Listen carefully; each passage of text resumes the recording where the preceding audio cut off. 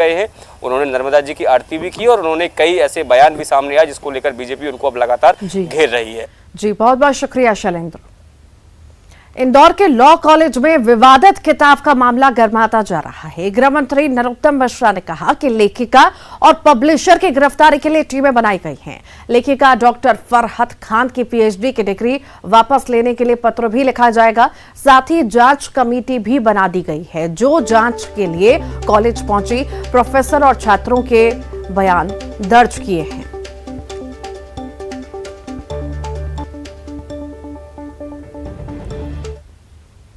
वो जो घटना हुई है उसमें क्या कार्रवाई आई? आरोपी लेखिका है, क्या उनकी डिग्री को लेकर कोई वापसी को लेकर आपने कुछ शासन कुछ करने जा रहा है? उनकी गिरफ्तारियों के लिए लेखक और प्रसारक की गिरफ्तारी के लिए पुलिस की टीमें बना दी गई हैं और जल्दी गिरफ्तारी होगी। जहां तक लेखक का सवाल है, डॉक्टर फरहत खान, इनकी भी पीएचडी वापस हो, इसके लिए जो संबंधित। तो इंदौर के लॉ कॉलेज में विवादित किताब का यह मामला है जो लगातार गर्माता जा रहा है। गृह मंत्री ने कहा है कि लेखिका और पब्लिशर की गिरफ्तारी के लिए टीमें बना दी गई हैं। लेखिका डॉक्टर फरहत खान की पीएचडी की डिग्री वापस लेने के लिए पत्र भी लिखा जाएगा। साथ ही जांच कमेटी भी बना दी गई है जो जांच के लिए कॉलेज पहुंची है। प्रोफेसर और छात्रों के बयान भी दर्ज किए हैं। तो सियासत इसमें देख रहे हैं, पर जांच कमेटी का गठन हो चुका है और कॉलेज भी जांच कमेटी पहुंची है और छात्रों के भी प्रोफेसर के भी बयान दर्ज किए हैं। कट्टरता की किताब पर बवाल लगातार मचा हुआ है।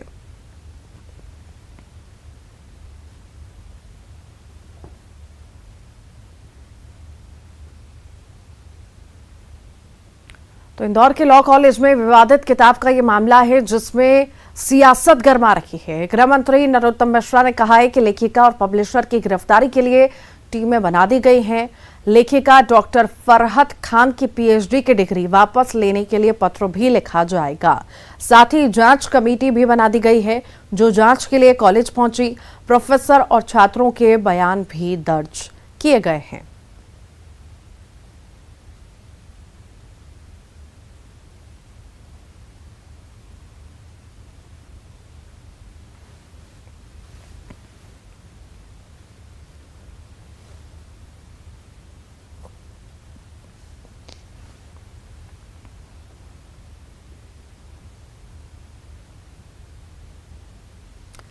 तो कट्टरता की किताब पर गिरफ्तारी की तलवार जो है लटक रही है और इस पर सियासत भी खूब हो रही है। अब जो है इस मामले में जांच कमेटी बना दी गई है। ज्यादा जानकारी के लिए अरुण हमारे साथ जुड़ गए हैं। अरुण, कट्टरता की किताब पर सियासत लगातार गरमा रखी है और अब जो है लेखिका और पब्लिशर की गिरफ्तारी के लिए एफआईआर के लिए बात कही गई है, पर लेखिका तो गायब है।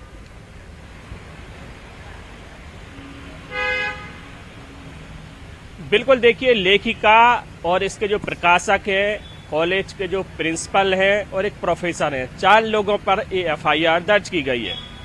पुलिस ने जब श्रीनगर कांकड़ जो लेखिका का घर है वहां पर दबिश दी तो लेखिका परिवार समेत फरार थी।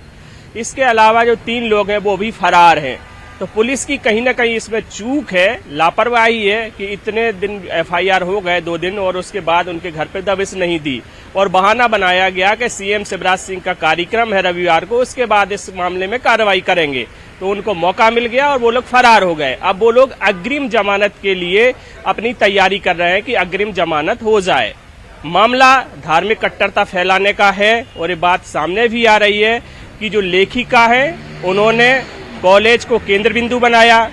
जो प्रिंसिपल हैं रहमान, उन्होंने इस विवादित पुस्तक, इस विवादित सामग्री को बंटवाया और एक तरह से शैक्षणिक जिहाद करने की कोशिश की।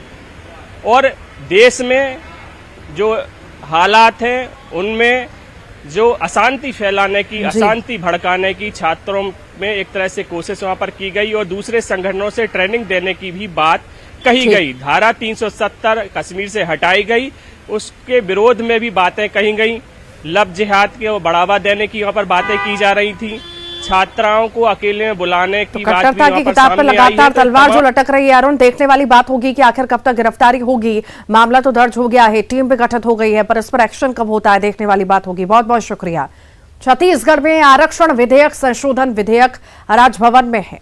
राज्यपाल ने अभी तक विधेयक पर हस्ताक्षर नहीं किए हैं, तो वही हस्ताक्षर नहीं करने पर मंत्री रविंद्र चौबे ने चिंता जताई। उन्होंने कहा कि 3 दिन तक विधेयक का कानूनी सलाह के लिए रुका रहना चिंतनीय है। तो वहीं बीजेपी ने इस मामले पर कहा कि संविधान के नियम, कायदे और कानून कांग्रेस पार्टी की जेब का विषय नहीं है। राज्यपाल राज्य की संवैधानिक प्रमुख है, वो जो भी करेंगी संविधान के मुताबिक करेंगी, कांग्रेस के मुताबिक नहीं।